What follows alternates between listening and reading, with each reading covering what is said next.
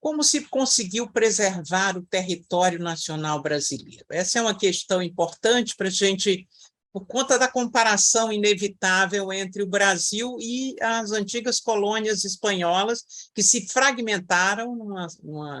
no entorno do Brasil, em vários países. Na verdade, o processo da colonização, a forma como o colonizador proibiu, cercou de segurança, a partir de alguns episódios de invasões,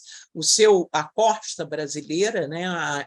o impedimento, principalmente no final do século XVIII, da entrada de viajantes estrangeiros, principalmente de cientistas. O Humboldt foi proibido de entrar no Brasil no final ainda do século XVIII, com ameaça de ser preso. Quer dizer, havia um receio de que se roubasse do Brasil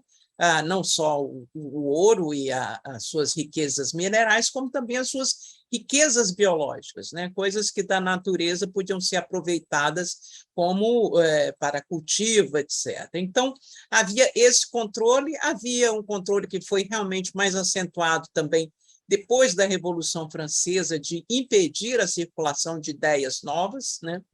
Antes disso, uma medida ainda no século XVIII também, que foi o fim do uso da língua tupi-guarani, que tinha sido incentivada pelos jesuítas. Com a expulsão dos jesuítas, a língua obrigatória passa a ser o português. Então, uma série de medidas de proteção do seu patrimônio, no caso dos colonizadores, né, portugueses, fizeram com que o conjunto se mantivesse durante o período colonial unido, até por falta de movimentos, os movimentos pontuais que aconteceram, como a Inconfidência Mineira, não chegaram a se configurar como movimentos mesmo separatistas. Então, quando Dom João VI foi obrigado, então ainda príncipe regente, Dom João, foi obrigado, pela invasão de Portugal, pelas tropas napoleônicas, a vir para o Brasil, ele vem, na verdade, estabelecer o trono português no Brasil. Quer dizer, durante um projeto sonhado por uma série de portugueses do passado, do Império Luso-Brasileiro, quer dizer, um império que tivesse a riqueza do Brasil e a importância estratégica de Portugal, enfim, juntando essas duas bases, estudos que foram promovidos pela coroa mesmo, das possibilidades de exploração das riquezas do Brasil, tudo isso foi construído no sentido de manter, né, o patrimônio sob o domínio português. E com a mudança de eixo, digamos assim, com a mudança da capital de Lisboa para o Rio de Janeiro, o projeto se altera um pouco no sentido de fazer com que, quer dizer, manter unido. Não havia projeto de separação na vinda da corte, mas havia alguns que sonhavam havia alguns que sonhavam com um grande império luso-brasileiro com sede no Brasil. Isso é um sonho antigo de vários que achavam e viam as vantagens do rei, da coroa, se estabelecer na América, onde estaria mais protegida de todos os ataques estrangeiros, seria a única, como disse o Hipólito da Costa, a única cabeça coroada na América. Enfim, havia um discurso que estimulava, e acho que Dom João era uma das pessoas que achava isso também, a permanência da corte no Brasil. E isso, claro, mudou o status do Brasil e mudou o interesse das províncias no sentido de se manterem associadas a uma monarquia cuja centralidade estava na América. Por outro lado, havia uma divisão que sempre houve entre o Brasil, considerado para baixo da Bahia, digamos assim, e a região norte do Brasil, principalmente o Grão-Pará, o Maranhão, enfim, toda aquela região que tinha uma comunicação direta com Portugal, sem ter tido ligações, por uma dificuldade prática mesmo, de dificuldade de viajar do Pará, de Belém do Pará até o Rio de Janeiro, muito maior, era muito mais difícil do que para Lisboa. Então, havia essa divisão, né, que vai causar as guerras da independência. Durante a independência, né, o processo, depois que Dom Pedro declara o rompimento, muitas províncias do norte acharam que não era o caso de aderir ao projeto do Rio de Janeiro. Tinham queixas, inclusive, do autoritarismo do príncipe, do seu ministro, José Bonifácio, tinham queixas do excesso de impostos, né? Pernambuco, principalmente, lutava pela federação, então houve, sim, um risco de fragmentação, e esse risco foi dominado, contido pela força das armas, pela contratação de mercenários, como Cochrane, como Labati, como o Grenfell, enfim, que dominaram essas províncias do norte, a Bahia. Pernambuco se manteve em cima do muro, mesmo tendo tido uma revolução em 17, e fazendo outra em 1824, também separatista, né, a Confederação do Equador, por se recusar a se submeter ao sul do Brasil, ao Rio de Janeiro, a Dom Pedro. Enfim, houve movimentos, tendências, elas se continuaram, a Guerra dos Farrapos do Rio Grande do Sul foi outro grande momento disso, mas foram sendo atenuadas, né, ao longo do segundo reinado, né, desde a maioridade, pelo grande pacto das elites interessadas no progresso de suas províncias e da integração do Brasil, das relações comerciais. Então, é um processo que vem desde a colônia, mas que foi detido, a gente pode dizer, pela vinda da corte, pela transferência, pela elevação do status do Brasil a reino e pela força também das armas, no caso das guerras da independência. A arquiduquesa austríaca, Dona Leopoldina, era uma moça educada na corte talvez mais sofisticada da Europa, não levando em conta o prestígio francês da moda e tudo, da cultura francesa, mas a tradição, as grandes tradições monárquicas, era uma casa reinante importantíssima, né? E ela foi educada num sistema muito rígido de aprendizado da música, e não só a rigidez da educação, que era muito diferente da dos Bragança, ela também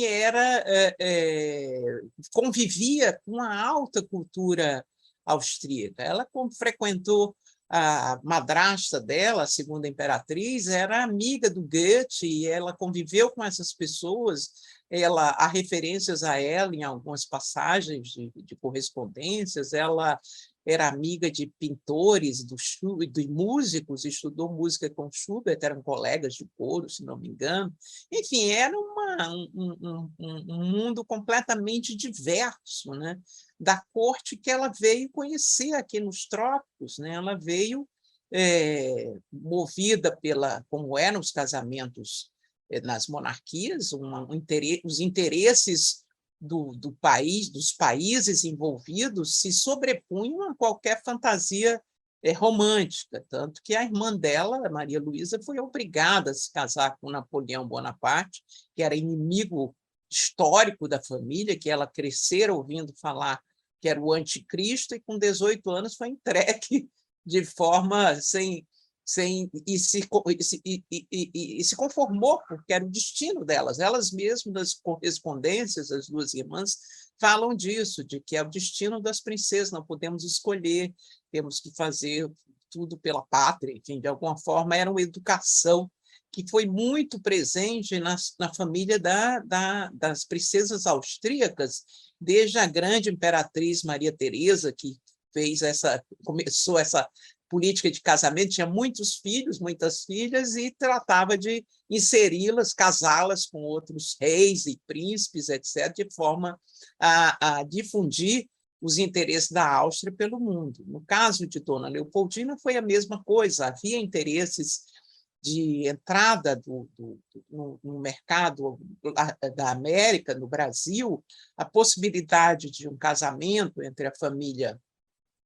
imperial da Áustria e a família real, os Bragança, era considerada um acordo razoável, né, que podia ser benéfico para o futuro dos interesses da Casa da Áustria. Dom João estava querendo sacudir um pouco a tutela dos ingleses, né, estava tentando romper, ou pelo menos reduzir a força da Inglaterra sobre Portugal, e principalmente porque no Brasil como diria o Van Hagen, ele era mais rei do que jamais fora, estava mais confiante, longe da arrogância dos ingleses e da violência dos franceses. Então, ele vê nesse casamento também algo que pode ser interessante para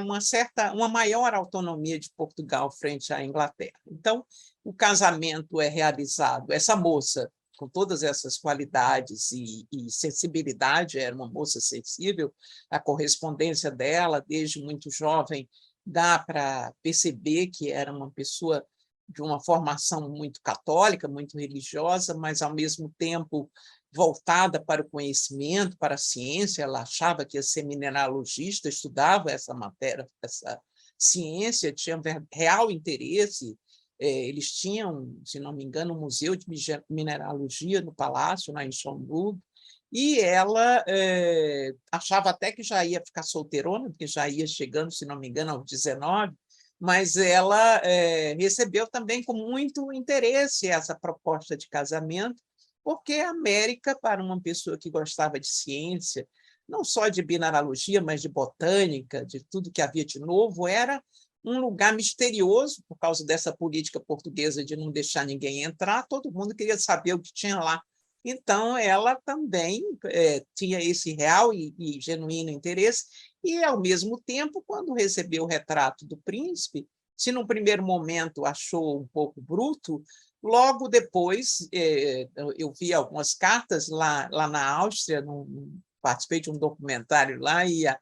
foi muito interessante, porque uma das cartas da Leopoldina para a tia dela ou para uma irmã, dizendo que ficou muito envergonhada quando descreveram para ela, né, tiveram que explicar para ela o que acontecia no quarto, né, na noite de núpcias. Ela ficou muito envergonhada e ruborizada. No entanto, ela também começa a ter fantasias com aquele príncipe, cujo retrato, que no primeiro momento não tinha agradado,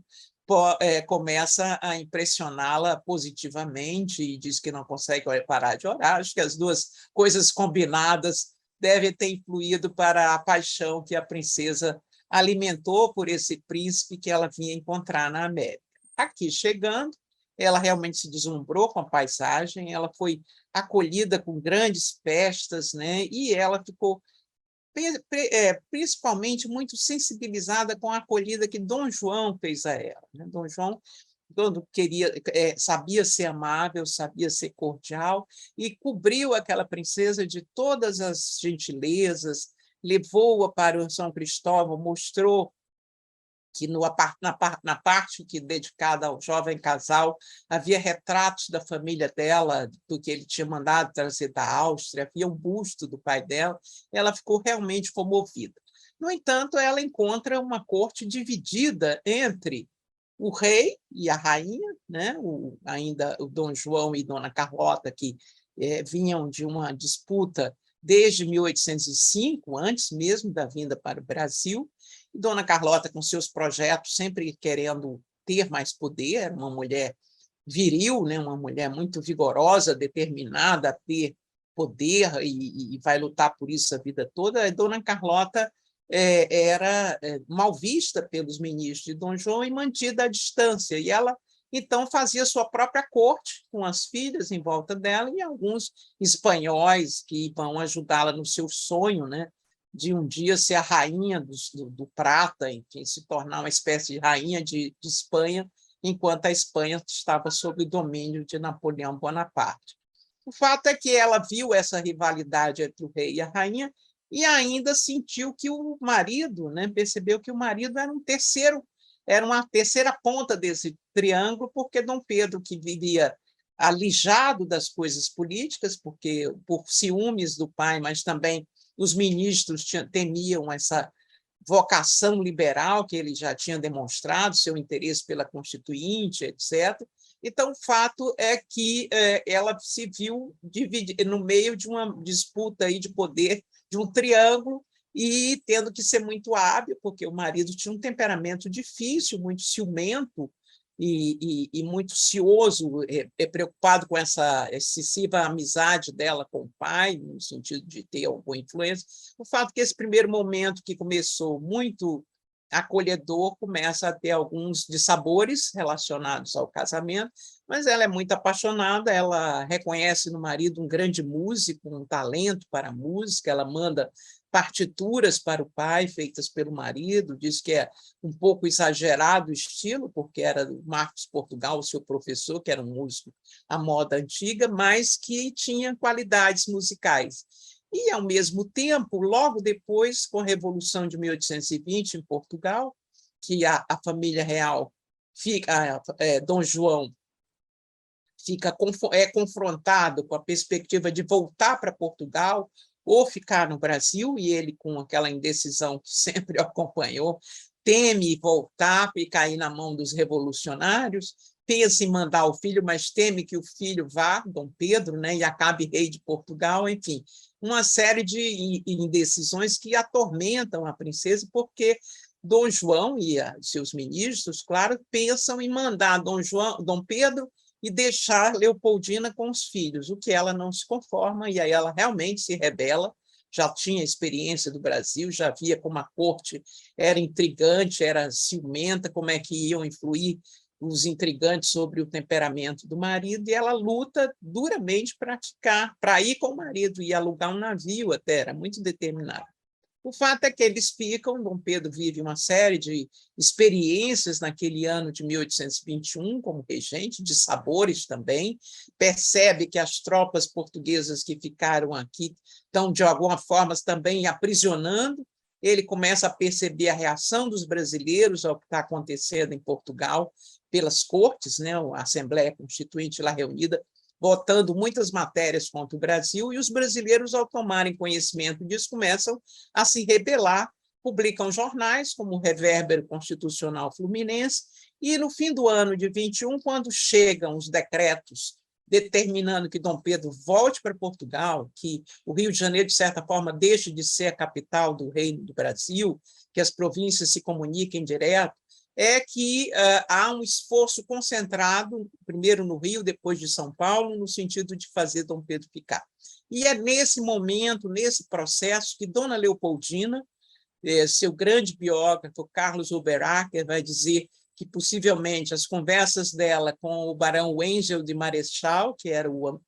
embaixador no Brasil, o representante da Áustria no Brasil, e depois com José Bonifácio, quando ele chega ao Rio de Janeiro, em janeiro de 22, vão fazer com que ela cada vez mais se abrasileire, no sentido de acreditar que o Brasil é mais adequado para o projeto, inclusive o projeto austríaco, porque aqui são os brasileiros que querem que Dom Pedro fique e que estão dispostos a fazer muitas concessões, mesmo sendo liberais e constitucionalistas, eles precisam do príncipe. Então, ela vai influir, sim, diretamente no ânimo de Dom Pedro, né? E isso é algo que se revelou muito posteriormente, a partir das suas cartas, né, descobertas lá na Áustria, já tratadas pelo Otávio Tarquínio de Souza, pelo Carlos Oberacker, por outros, mas que vão ganhar uma dimensão importante nessa biografia que eu já citei, do Oberacker, que mostra a atuação persistente, né, também o trabalho da Maria de Lourdes Viana Lira sobre Dona Leopoldina e essa questão política, e o amadurecimento, digamos, da princesa absolutista, que começa a compreender o que é o liberalismo, o que é a Constituição, e a tentar influir, inclusive, como nós vimos, né, em outros trabalhos, em outras coisas, em uma de suas cartas para o pai, a falar bem do sistema liberal e da Constituição. É uma grande transformação, essa transformação política e existencial, digamos assim, porque ela vinha de uma corte e toda a sua natureza tinha sido construída ali, ela faz com que Leopoldina, além de se abrasileirar, digamos, achar que o Brasil era melhor para ela e para os filhos, para o futuro dos filhos, ela também se torna mais moderna politicamente, e não se pode deixar de levar em conta que Dom Pedro também tem aí uma influência, porque ele sempre foi liberal e constitucionalista. Ela que amadurece, talvez de forma muito mais consistente e pensada, vai perceber que os rumos da política não são mais aqueles que ela viu na Áustria. É um processo de amadurecimento, mas também depois do Fico, depois da independência, é também o declínio dessa maravilhosa princesa, dessa mulher extraordinária, que se viu sozinha no Brasil, depois da independência, antes mesmo da independência, seus acompanhantes austríacos tinham voltado para a Europa, ela se viu numa situação horrível pessoal, com o marido, com a amante muito manipuladora e o marido muito frágil do ponto de vista do temperamento, do caráter, podemos dizer assim, porque ele vai cometer coisas impensáveis nos maus tratos com essa mulher que foi sempre muito solidária com ele até o fim, né? Sempre apoiou suas políticas de imigração, tudo que ele pediu para ela fazer do ponto de vista diplomático, ela fez. E aí é triste porque é um destino que se extingue de uma pessoa que poderia ter sido muito importante ainda para a história do Brasil.